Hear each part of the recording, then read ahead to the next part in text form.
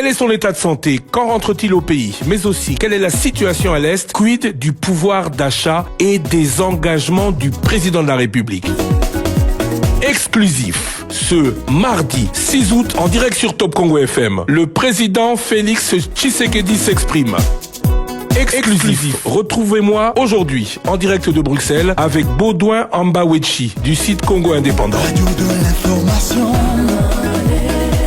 Chers auditeurs, chers téléspectateurs, bonsoir et bienvenue ici à Bruxelles ou en direct de la capitale belge avec Baudouin Ambawechi du site internet congoindépendant.com. Nous allons interroger en exclusivité Monsieur le Président de la République, Félix-Antoine Tshisekedi, bonsoir. Bonsoir, Christian Lusakweno. Bonsoir, Monsieur Baudouin Ambawechi. Merci d'avoir accepté de nous accorder de votre précieux temps, votre séjour annoncé comme médical. Alors, on entre dans le vif du sujet. Vous êtes parti de Kinshasa un peu à la surprise générale. Votre service de communication a annoncé quelques problèmes médicaux. Comment allez-vous ? Très bien, je crois que ça se voit. Je vais très bien. En fait, j'ai tout simplement fait accepter une prise en charge de mon premier médecin de 2022 que j'avais invité à Kinshasa parce que je ne voulais pas bouger de Kinshasa, même s'il devait y avoir une intervention chirurgicale. Et donc, en le faisant venir, il a apprécié évidemment le matériel que nous avons à l'hôpital du Kantiati, mais il a préféré, pour être sûr et couvert par ses assurances, que je vienne ici moi-même et qu'il examine cela. Ce que j'ai fait. Donc, dans le timing qu'il fallait, j'ai attendu de présider le dernier conseil des ministres du vendredi d'avant celui du 2 août dernier. Et puis, après, j'ai pris l'avion. Les examens se sont très bien passés et je devais observer un petit moment de convalescence pour pouvoir retourner. Et là, je suis en forme et prêt à revenir aux affaires. Monsieur le Président, quand comptez-vous rentrer au pays exactement? Bon, le plus tôt possible. Vous le saurez très, très bientôt. Vous êtes totalement rétabli donc? Totalement, mais je vous le dis, je suis d'attaque à nouveau. Donc vous le saurez très très bientôt. Je suis prêt à rentrer le plus tôt possible. Alors vous allez rentrer dans un pays où le dollar est en hausse. Permettez-nous de parler un peu de la situation actuelle de notre pays. Dollar en hausse, pouvoir d'achat en baisse. Que fait le président de la République, candidat élu il y a 8 mois aujourd'hui, réélu président de la République? Qu'en dit-il? Il se solidarise évidemment avec la population. Je sais que ça fait partie d'un de mes engagements, celui de réduire le pouvoir d'achat. Et la Première ministre, Madame Judith Souminois, est très très bien outillée et instruite pour faire face à ce genre de choses. Hier, il y a eu la commission ECOFIR qui s'est réunie sous la présidence du vice-premier ministre, ministre de l'économie, M. Moukoko Samba, qui a pris un train de mesures qui, je suis certain, vont baisser la tension sur les marchés. Et à propos du dollar, bon, c'est le combat habituel. Vous savez, nous avons une économie fortement dollarisée qui dépend beaucoup de toutes les fluctuations de cette dernière monnaie.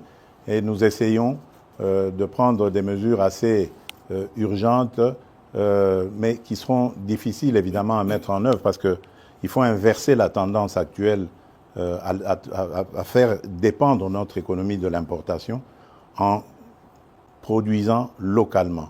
C'est pour ça que nous avons un fameux programme très ambitieux d'ailleurs agricole pour essayer de nous mettre à l'abri de ce genre de choses. Et il y a des inspecteurs aujourd'hui, des inspecteurs économiques qui sont lancés sur les marchés pour surveiller aussi la façon dont les prix sont fixés.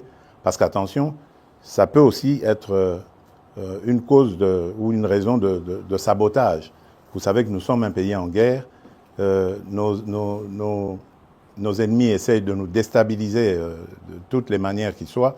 Ils le font par la guerre et peuvent le faire autrement aussi par la hausse des prix. Ennemis internes et externes, j'entends, parce que beaucoup de ceux qui nous combattent à l'intérieur sont passés par les affaires dans ce pays, détiennent beaucoup de mécanismes pour jouer aussi sur les prix. Donc c'est un combat en permanence. Moi, ce que je veux dire à nos compatriotes, c'est que ça fait partie de mes 6 engagements. Qu'ils ne me jugent pas maintenant. Nous venons à peine de nous installer. Vous avez vu tout ce remue-ménage qu'il y a eu depuis les élections. Le gouvernement souminois ne vient vraiment que de prendre les choses en main. Qu'ils continuent à nous faire confiance. Ils m'ont fait confiance le 20 décembre 2023. Eh bien, qu'ils continuent à me faire confiance. Je respecterai mes 6 engagements jusqu'au dernier. Monsieur le Président, j'ai une question un peu dérangeante. Écoutez, si vous la trouvez dérangeante, peut-être pas pour moi, hein, allez-y. Vous avez été élu brillamment avec 73%. Bien sûr. Et à l'époque, il n'y a pas eu de sondage d'opinion, mais votre cote était très haut. Mais depuis lors, il y a comme, le mot peut-être est fort, un désamour à votre égard. Désamour, je ne dirais pas. Je n'ai pas fini ma question. Ah, pardon. Lorsqu'on parle avec des gens, Oui. ils vous disent « je suis tshisekédiste, mais Étienne », mais pas tshisekédiste Félix. Il a oublié ce que papa avait dit, le peuple d'abord. Qu'en dites-vous? Bon, d'abord, je respecte leur choix. C'est la démocratie. Moi, je n'ai jamais exigé à quelqu'un de m'aimer. C'est d'une part. D'autre part, je dirais que la politique n'a jamais été statique. La conjoncture aussi, d'ailleurs, en conjoncture économique et autres, ça n'a jamais été statique. Tout bouge, tout est dynamique. Et donc, dans la vie d'un État, où la vie d'un État n'a jamais été un long fleuve tranquille, il y a des hauts et des bas. Surtout nous, qui sommes exposés aujourd'hui à d'autres difficultés nous imposées, comme la guerre à l'Est. Donc ça ne peut pas être facile. Mais le mieux à faire, pour moi, c'est déjà d'accepter d'affronter ces défis. Et de croire qu'on va les relever. Parce que j'y crois. Il y a de la stratégie derrière. Ne vous en faites pas. Ceux qui disent que j'ai oublié le peuple d'abord se trompent complètement. Parce que je dors et je me réveille en pensant au peuple congolais. J'en prends même sur ma santé tellement que c'est le premier de mes soucis. Donc j'espère qu'en 2028, lorsque nous ferons le bilan, ceux qui disent que je me suis éloigné de Tshisekedi Étienne auront le courage de revenir sur leurs propos. Parce que c'est ce qui se passera. Vous aviez 6 engagements. Vous avez aussi dit que vous allez monitorer le gouvernement. Bien sûr. Est-ce qu'on doit attendre 2028 pour faire le bilan? Ou non. À quand est-ce que le peuple pourra se dire, on commence à voir tout ce que le président dit et promet, à matérialiser le changement? Écoutez, notre chef d'équipe, c'est Madame Judith Souminois. Je ne veux pas lui mettre la pression. Elle est suffisamment outillée pour évaluer le travail de ses ministres et de m'en faire rapport. Et moi-même, d'ailleurs, comme vous le savez, je préside quasiment tous les vendredis, lorsque je suis au pays, les réunions du Conseil des ministres. Donc, je peux suivre.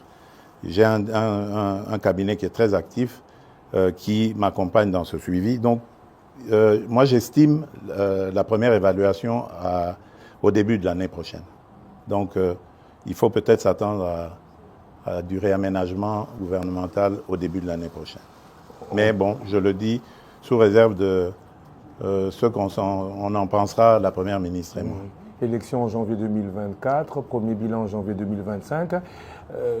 Que dire de la léthargie institutionnelle? Tout prend, beaucoup le regrettent, beaucoup trop de temps. Oui, et vous avez, en parlant de ce temps qui coule, qui passe, sans que changement n'arrive. Vous avez vous-même, ici à Bruxelles, évoqué lors de votre précédent passage des révisions constitutionnelles ou des modifications de la Constitution à faire. Cela a créé beaucoup de polémiques. Alors maintenant, on voudrait, si possible, que vous nous précisiez de quoi il s'agit. Est-ce que le président, comme le dit votre opposition, veut s'éterniser au pouvoir? Certains dans votre parti disent que vous êtes président à vie, ou le président a des points précis dans la Constitution qu'il vaudrait modifier, si oui, lesquels? Écoutez, moi je suis toujours conduit par un seul leitmotiv, c'est le salut du peuple, c'est pour moi la loi suprême. Lorsque j'évoque des modifications que je juge utiles pour la bonne marche de la nation, du pays, je me préoccupe très peu de la polémique. Je n'y regarde même pas. Parce qu'évidemment, il y a toujours des petits malins qui vont essayer de détourner mes propos et essayer de les amener dans une polémique inutile. Je n'ai jamais dit que je veux changer la Constitution pour rajouter le nombre de mandats présidentiels ou d'années. Non. D'abord, ce sont des dispositions inamovibles. Pour les changer, il faut retourner auprès du peuple souverain primaire. Mais par contre, les autres dispositions, mais telles que celle-là, qui nous posent beaucoup de problèmes. Regardez, vous l'avez dit, j'ai prêté serment le 20 janvier devant la nation. Et immédiatement après, la publication des résultats des législatives a commencé et les périodes de contentieux. Ça nous a pris presque 2 mois. Publication, contentieux, etc., retour, annulation et tout le bazar. Puis ensuite, les députés provinciaux et les communes, cette fois-ci on a eu les conseillers communaux et tout ça, et tout avec son lot de contestations, voilà. Donc en peu de temps, ça nous a pris je ne sais combien de temps. Le gouvernement, pour le faire, on a mis 1 mois. Normalement, la première ministre et moi, le temps de la nommer et puis de discuter. Voilà, donc on a tourné autour des choses. L'installation du bureau du Parlement, par exemple, ce sont des choses qu'on doit réfléchir à comment les réduire. On ne peut pas laisser 1 mois, par exemple. J'ai vu chez les Français ce qui se passe. Dès qu'on a le Parlement, enfin l'Assemblée nationale, ils ne prennent pas beaucoup de temps pour la validation de mandat. Mais chez nous, on prend 1 mois. Alors que les sujets à traiter pendant cette période ne sont pas nombreux. Il y a juste la validation de mandat que le bureau a et l'installation du bureau définitif. Mais pourquoi ça doit prendre 1 mois? Ça peut se faire en 2 jours. Ce sont des choses comme ça qu'il faut revoir, réduire, etc. Autre chose, par exemple, qui me motivait à vouloir ce changement de constitution, enfin des modifications dans la constitution, c'est la désignation des gouverneurs. Je trouve que la désignation des gouverneurs aujourd'hui fragilise nos provinces. Il faudrait, à mon avis, les gouverneurs étant des grands commis de l'État, qui soient désignés directement par le gouvernement en place et qu'ils rendent direct rapport au gouvernement. Les sanctions, on peut imaginer comment les prendre en cas de dérapage, mais lorsqu'on laisse à la vindicte des parlementaires provinciaux, des députés provinciaux, la gestion comme ça des gouverneurs, moi je crois qu'on a un problème encore de culture politique au Congo. Nous n'avons pas besoin d'aller aussi vite. Ça c'est pour les pays qui sont outillés dans la démocratie, dans la gestion de la chose publique. Nous avons encore besoin d'apprendre et on doit y aller étape par étape.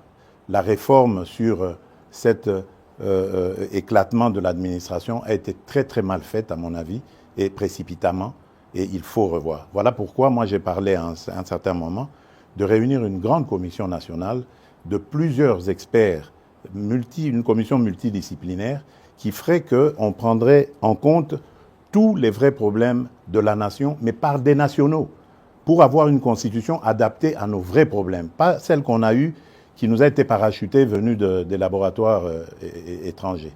Voilà, on pourrait recourir à l'expérience étrangère, mais en fonction de nos expériences vécues au pays. Aujourd'hui, moi je suis désolé, Mais notre pays s'éclate de plus en plus à cause de toutes ces élections provinciales et autres qui radicalisent le tribalisme, le clanisme. Aujourd'hui, vous allez, par exemple, je prends le cas de l'ex-Grand Katanga, mais vous trouverez quelqu'un, par exemple, qui a vécu à Lubumbashi, mais parce qu'il est originaire du Lualaba, on lui conteste le fait de pouvoir aspirer à quoi que ce soit à Lubumbashi. Soi-disant parce qu'il y a eu découpage et que maintenant sa place est au Lualaba. Mais qu'est-ce que ça veut dire? Le pays va volo, là. Donc on doit faire attention. Je veux bien démembrer les choses, je veux bien rapprocher l'administration le plus près possible des administrés, mais attention, je tiens à l'unité de la nation. J'en suis garant. Monsieur le Président, nous abordons maintenant la situation à l'est du pays. Oui. Aujourd'hui, c'est quasi certain que le Rwanda a relancé le M23 après le réchauffement des relations entre la RDC et l'Ouganda. Très bien. C'est acquis maintenant. Il y a eu la réunion à Rwanda, pour ne pas rentrer dans tous les détails. Il y a eu début de dialogue. Mais il y a des voix qui commencent à dire qu'il faut un peu de bon sens pour qu'on commence à négocier. Avec qui? C'est la grande question. Et mon autre question, c'est que négocier avec qui? Mais quoi? Négocier quoi? Voilà. Très bien. Écoutez-moi bien. Jamais, au grand jamais, tant que je serai président de la République démocratique du Congo, je n'aurai en face de moi la délégation du M23 ou de l'AFC, là, ou je ne sais pas, pour négocier. Jamais. Ce que j'ai dit, c'est que je veux parler avec le Rwanda. Pas négocier, vous avez raison.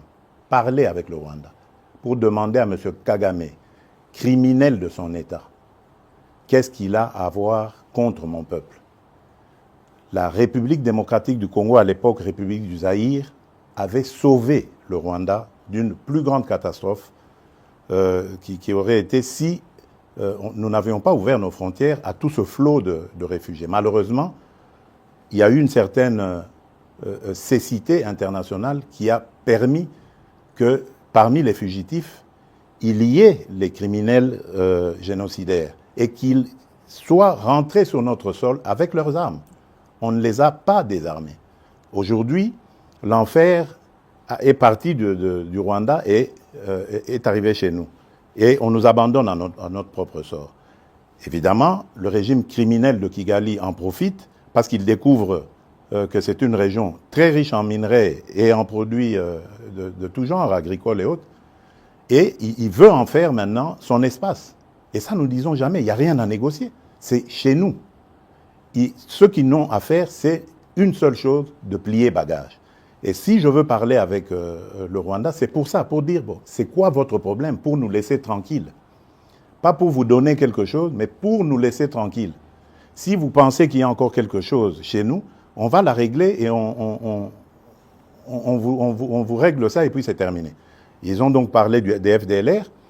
Nous sommes aujourd'hui à Luanda pour parler de ces histoires-là. Cesser le feu et comment régler le problème de FDLR. C'est tout. Donc, ce n'est pas des négociations pour, après, arriver à des... comment ils appelaient ça? La mixage, instaurer brassage, mixage. Niet. Ça, il n'y aura plus. Ils peuvent arrêter de rêver. Et d'ailleurs, c'est parce qu'ils le savent que vous avez vu qu'ils ravivent encore ce M23, coquille vide, dans un territoire d'ailleurs qui est sous leur contrôle. Donc vous voyez que c'est de la propagande en fait. Ils veulent faire croire que, d'abord ils font cette comédie, ils font dire au M23 qu'ils ne se sentent pas concernés par Luanda, alors que tout le monde sait que c'est Kigali qui les pilote. Ensuite, ils les ravivent un peu pour dire, vous voyez, nous sommes capables de reprendre les armes. OK. Nous savons et nous sommes inscrits dans le processus de Luanda. Et d'ailleurs, demain, des pourparlers vont commencer pour justement se pencher sur le plan de cessez-le-feu et de retrait et le plan d'anéantissement des FDLR. Et nous disons, si à côté de ça, le grabuge continue, nous continuerons à tenir pour responsable Kigali. Et pour nous, le provocateur numéro 1, ce sera lui, et les conséquences, ce sera à lui de les assumer. C'est ça le problème. Et si ça continue, beaucoup pensent que cette guerre n'est pas qu'une guerre des richesses, mais surtout une guerre de conquête du territoire. On a beaucoup parlé de balkanisation. C'est une guerre de richesse. Mais est-ce que c'est une guerre de conquête des territoires, justement, des territoires riches. Vous pensez que s'il n'y avait pas tous ces minerais rares et tant prisés dans le monde, dans ce sous-sol de chez nous, là-bas, dans le Massissi, Rutshuru et tout ça, ils seraient venus. Ils nous laisseraient tranquilles. C'est des sols riches et des sous-sols riches. C'est ça qui attire. Et maintenant, pour que ce soit définitivement mis en coupe réglée, sous coupe réglée, eh ben, ils veulent le couper de la RDC. La balkanisation est donc encore possible dans leur tête, pas chez nous. Jamais, elle n'est pas possible. Mais parler avec le Rwanda, c'est lui donner un minimum de bonne foi. Est-ce que vous pensez qu'il peut avoir de bonne foi? J'y crois pas. Je n'y crois pas. J'ai testé leur bonne foi, je n'y crois plus du tout. Maintenant, c'est la pression. Je remercie les États-Unis d'Amérique parce que c'est eux qui nous apportent beaucoup de choses. D'ailleurs, vous avez vu, au départ, il y a eu une trêve. Maintenant, il y a un cessez-le-feu. Je vous dis, ce n'est pas le Congo qui l'a demandé. Malgré la chute de Kanyabayonga, de Rwindi avant, ce n'est pas la RDC qui l'a demandé. C'est le Rwanda. Mais il savait qu'il ne pouvait pas nous le demander direct et le faire accepter. Il est passé par les Américains que nous écoutons. Je remercie surtout le président João Lourenço pour son implication, surtout la dernière ici, parce que j'ai de Bruxelles participé en pilotant aussi notre délégation qui était là, qui s'est brillamment comportée. Et je remercie évidemment l'ancien président Uhuru Kenyatta, qui est d'ailleurs le déclencheur de tout ça. Malheureusement, son successeur a très très mal géré la question par la suite en prenant fait et cause pour Kagame. Peu importe, de toutes les façons, il n'était pas partie prenante de ce processus. Lui, il l'a trouvé en arrivant, en étant élu. Peu importe, mais le processus de Luanda est là et il fonctionne très bien grâce à la maestria du président João Lourenço. Et le président Uhuru Kenyatta est un très bon facilitateur issu du processus de Nairobi, qui malheureusement a été vidé de sa substance, mais le président, sa crédibilité du président Uhuru reste, elle demeure. Voilà, je tenais à le dire, parce que je suis convaincu que là, nous sommes engagés sur la bonne voie, grâce à ces partenaires, et que nous aurons la solution. Je suis vraiment convaincu cette fois-ci. Après la situation là, je voudrais parler avec vous de tous ces scandales financiers, avérés ou supposés. Ce qu'on constate surtout, c'est qu'il n'y a aucune poursuite judiciaire ou suspension de qui que ce soit. Pourquoi la justice ne répond pas? Bon, écoutez, d'abord, le travail de la justice consiste à faire des enquêtes. Je crois qu'il faut faire très attention. Ne tombons pas dans la facilité, dans l'invective. Et c'est ça que je déplore avec ces fameux réseaux sociaux. Parce qu'on peut, comme ça, à cause des réseaux sociaux, vous défaire l'honneur et la dignité d'un individu. Moi, je tiens beaucoup à ces choses-là. Vous ne me verrez jamais humilier quelqu'un, même si c'est mon pire des ennemis. Je n'aime pas ça. J'ai toujours un brin de respect pour la personne. Or, les réseaux sociaux, ce n'est plus ça. Il suffit qu'on cite votre nom, Lusaku et nos voleurs, ça y est. Si c'est bien mis en place, ça y est, vous êtes condamné, c'est terminé. Donc, laissez à la justice le soin de faire son travail. Mais j'aimerais dire quelque chose à propos de toutes ces affaires. Mais moi, je m'en réjouis. Je m'en réjouis parce que ça n'existait pas dans ce pays-là. Pourtant, des affaires, il y en a. Dans les casseroles, là. Et là, je suis déterminé. Vous avez vu le ministre qui est là, il a cette mission. On va ouvrir les placards et on va sortir les cadavres des placards pour montrer que ce pays a été trahi pillé et volé plus que jamais vous pouvez imaginer avant moi. Aujourd'hui, au moins, nous avons des gens qui dénoncent. C'est déjà ça. Ça veut dire que la corruption avait vraiment été une seconde nature dans ce pays. Donc ne vous en faites pas. Réjouissez-vous quand vous entendez ces choses-là. Malheureusement, c'est récupéré par les réseaux et c'est ça qui désoriente un peu l'opinion, qui désoriente. Parce qu'il faut laisser la justice sereine. Vous savez qu'elle est déjà malade. On est en train de travailler à la remettre en place. Donc il faut lui laisser le temps de faire son travail. On va leur donner encore plus de moyens de travail pour que la justice soit dite. Parce que, attention, on a affaire à parfois des chefs de famille, on a affaire à des gens qui tiennent à leur dignité. On ne peut pas la jeter en pâture comme ça en disant, voilà, ça y est, il est voleur. Non, prenez votre patience. Jamais justice n'a été expéditive. Regardez, dans nos pays à tradition démocratique ici, il y a des procès qui durent 10 ans, 15 ans de corruption. Mais pourquoi est-ce que vous voulez que, parce qu'un nom a été cité, le lendemain, il doit être condamné? Mais non. Il faut lui donner les moyens de sa défense et voir comment ça va se passer. Monsieur le Président, vous avez cité le ministre de la Justice sans le citer. Justement, je voudrais poser une question à son sujet. Ouais. Sa nomination en tant qu'opposant a surpris agréablement beaucoup de gens. Très bien. Est-ce qu'on peut interpréter ça comme une ouverture aux forces de l'opposition? Bien sûr. Est-ce que c'est un jargon que vous passez? Bien sûr. Pour dire que vous voulez rassembler... Bien sûr, c'est une ouverture, bien sûr. Dernièrement, j'ai reçu, pour l'anecdote, les évêques de la Cinco, le jour où ils ont élu leur nouveau président, leur nouveau bureau. Et dans nos discussions, je ne vais pas les dévoiler ici, mais il y a eu une demande allant dans ce sens. Mais ma réponse était claire. J'ai dit, mais Seigneur, je suis à votre disposition. Je ne demande que ça. Mais dites-moi, comment vais-je m'y prendre? J'ai pris l'exemple que de trois opposants. J'ai commencé par Martin Fayoulou. Je dis, mais il n'a jamais reconnu les résultats des dernières élections. Comment est-ce qu'il acceptera ma main tendue? Moïse Katumbi était prêt à faire la même chose, ou il avait même fait la même chose, mais grâce, évidemment, à la pression des siens, il a accepté qu'il rentre dans les institutions, mais lui reste borderline. Joseph Kabila, n'en parlons pas. Lui, il a carrément boycotté les élections et prépare une insurrection, parce que l'AFC, c'est lui. Donc, dites-moi, je fais quoi? Je n'avais pas eu de réponse. Mais j'ai parlé d'autres qui sont plus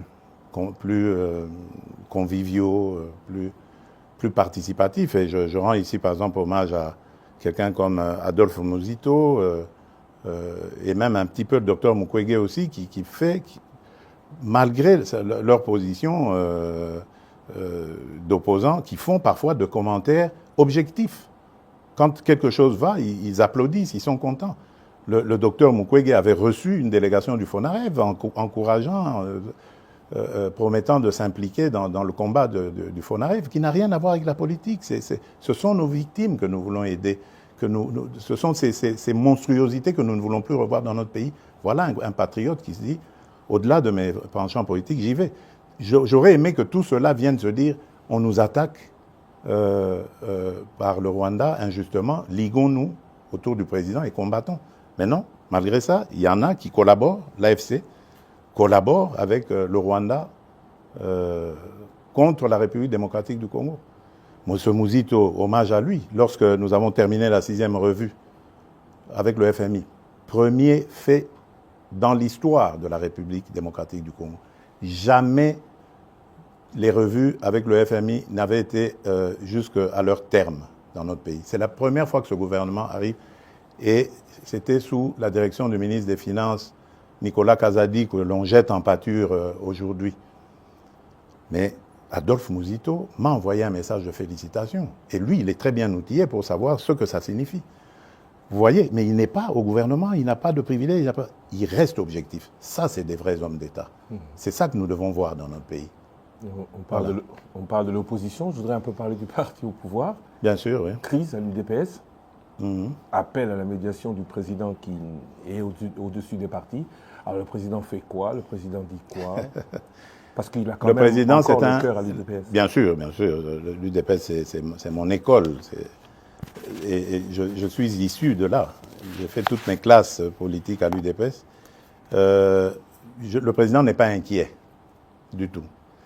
Je me réfère d'ailleurs à un terme qu'aimait beaucoup utiliser mon mentor, notre leader historique, Étienne Tshisekedi, qui appelait ça vitalité démocratique. Donc, de ce choc des mots jaillira la lumière. La seule chose que je déplore, c'est ce que j'ai dit tout à l'heure, c'est l'usage des réseaux sociaux. À l'époque, quand nous nous battions comme ça, on le faisait dans des salles entre quatre yeux ou sur le net, mais entre nous, sur nos sites, comment on appelait ça encore, là, les sites de discussion qu'on avait à l'époque, quand on n'avait pas encore ces réseaux sociaux. Et c'était bien, ça se passait, c'était chaud, bien sûr, bouillant, mais démocratique. Et ça terminait toujours par s'arranger. Et je vous promets, ça va s'arranger. Je ne suis pas du tout inquiet. C'est des choses qui arrivent. Je ne veux pas, en tout cas, que ça prenne des allures du genre de ce qu'on a vu avec les forces du progrès, que je condamne complètement. Mais je tiens à ce que...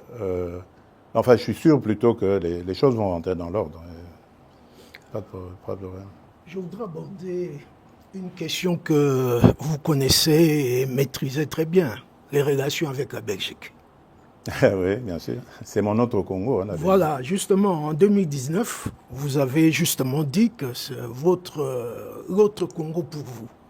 Mais Monsieur le Président, depuis que vous êtes au pouvoir, on ne sent pas un resserrement des relations entre les deux pays. Ah, ça, je ne sais pas par quoi vous voulez le voir. Vous. Ben, il y a une ambiance de ni guerre ni paix. Et on ne sent pas un engouement des investisseurs belges à aller chez nous.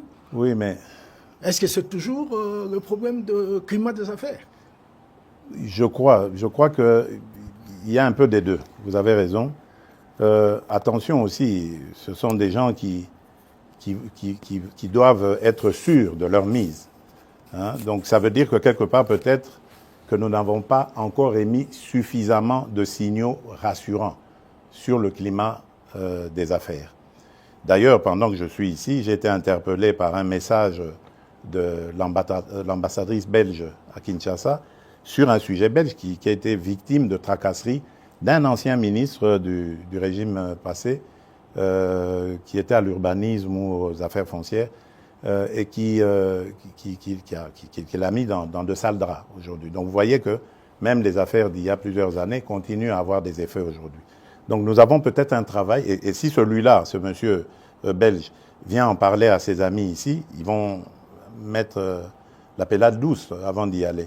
Il y a de l'attrait, on sent que les choses bougent, mais je crois que de part et d'autre, il faut faire des efforts, surtout se rassurer. Ça, c'est d'une part. D'autre part, attention, il y a aussi une réalité en Belgique. La Belgique, il ne faut plus la voir comme l'ancienne Belgique qui était, qu'ils appelaient eux-mêmes la Belgique de papa. La Belgique, aujourd'hui, elle s'est très fortement communautarisée, et même dans leur système d'exportation, de business, de commerce avec l'étranger, ils le font plus par des communautés. Donc c'est à nous aussi d'adapter notre diplomatie à ce niveau-là. Et je suis en train même de réfléchir à voir comment, avec nos compatriotes de la diaspora, avoir des diplomates qui parlent très bien le néerlandais, qui parlent très bien le français, qui parlent bien l'allemand pour la région germanophone, et qui se mettent en contact justement avec ces gouvernements communautaires pour voir les rapprocher les uns après les autres. Donc il y a un travail complet à faire. Mais quant aux relations, je vous rassure, elles sont excellentes. Il ne se passe pas, je dirais, 6 mois sans, par exemple, que le roi des Belges et moi nous passions un coup de fil. D'ailleurs, nous avons un rendez-vous programmé déjà pour septembre prochain ici en Belgique. Donc ça se passe très bien. Au niveau du gouvernement, même chose. Celui que j'appelais affectueusement mon cousin, Alexander De Croo, nous ne rations aucune occasion pour nous appeler. Et même à chaque fois qu'on se retrouvait à l'Assemblée générale des Nations unies, la Belgique, la représentation de la Belgique organisait toujours un petit déjeuner, ou un déjeuner même d'ailleurs, auquel nous parlions de nos problèmes. Donc ça va, vraiment dans l'ensemble ça va. Et j'y tiens, je tiens vraiment encore à améliorer cette relation. Mais comme j'ai dit, nous devons faire des efforts de part et d'autre. Attention, le Congo, c'est vrai, c'est une très belle femme, très attirante, mais en même temps aussi très convoitée et peut-être pas très présentable encore. Donc nous devons soigner sa présentation. Monsieur le Président, merci beaucoup. Merci Baudouamba Wechi du site Internet Congo Indépendant d'avoir été avec nous aujourd'hui pour cette émission exclusive. Merci à vous. Bon retour. Soki Okoye Bisso, il faut quand même qu'on termine en lingala pour les Congolais qui nous suivent, même si le lingala de M. Ambawichi est peut-être un peu mieux élaboré que moi, encore que j'en doute. Moi, je crois que oui. Vous rentrez aux Ozonga, Kinshasa, Kisangani vous a attendu. Est-ce qu'on va vous y voir? Vous aviez dit l'intérieur du pays, vous allez beaucoup pratiquer pendant ce deuxième mandat. Quel est votre programme une fois de retour au pays? Oui, bon, nakozonga mboka, en tout cas, na mikolo mike, bangonga mike kutu na koloba, o ezali liboso awa. Kisangani nakozonga, po nalingaki kutu na sacrifier likambo ya santé, po nakende Kisangani nazana le 2 août. Mais nzoto nde esengaki abandon. Yango nabi nasala yango, po na Kisangani biloko akosala ezalaki. Aéroport à Bamboka, centrale électrique, na solaki déjà na DG à SNEL, na lingi, likambo centrale électrique wana esila, na kokitela yango na kende kotala. Na mwa makambo ebele, surtout babitumba wana ya bandeko na biso, ba mbole na balengola, na lingi koyoka makambo wana na mboka na biso te. Na okende kotala yango pembeni na tala, et puis surtout ko remercier peuple na biso ya Kisangani, ndenge ba yambaka biso pe ndenge ba votaka biso. Donc nakozonga. Et puis nakozonga na mois d'août awa. Eza lisusu molai te tokozonga pe na mama parce que sengelaki tokende na mama na le 2 août. Donc nakozonga. Pe nakotambola Congo mobimba bozala na bobangi te. Le problème tozali nango ezali onazoloba ezali nano ya kosilisa makambo ya mbilinga kimia ekota. Congolais nyonso asepela tokoka kokende kotala na kopesa na bambote na esengo. Okoki kokende te esika batu basepeli kaka na ndako na biso moko Congo bamisusu baza na mawa baza kolela. Nga na nini komona yango te. Na tie nanu makasi na nga mayele na ngai na kosilisa likambo monguna akotiseli biso moto oyo azokotisela biso na mboka. Sima na yango tokosala. Tozana na bambula ti na 2028 likambo banga eza wana ta. Monsieur le Président, je vous remercie. Merci à vous, chers auditeurs, chers téléspectateurs, d'avoir en direct, ici, à Bruxelles, suivi cette émission exclusive. L'actualité continue sur votre radio et sur les réseaux sociaux de Top Congo. 88.4 la fréquence utile. Top Congo 88.4 la fréquence utile. Plus d'un tout l'info.